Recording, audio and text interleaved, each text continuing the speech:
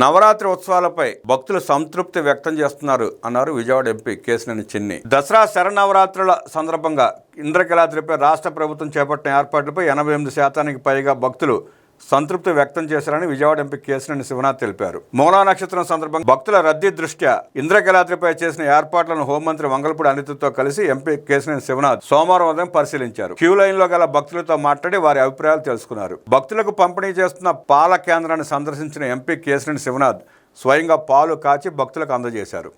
ఏర్పాట్లు, దర్శన సమయాలపై సంతృప్తి వ్యక్తం చేసిన భక్తులకు ఎంపీ కేశినేని శివనాథ్, హోంమంత్రి అనిత ధన్యవాదాలు తెలిపారు.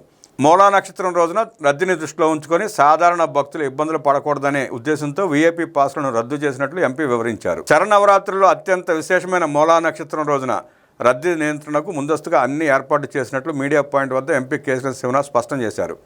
అంతేకాకుండా భక్తులకు సౌకర్యాల పెంపు, క్యూ లైన్లో తాగునీరు, వైద్య సహాయం, పాల పంపిణీ, వృద్ధులు, మహిళలకు ప్రత్యేక శ్రద్ధ తీసుకున్నట్లు ఎంపీ తెలిపారు.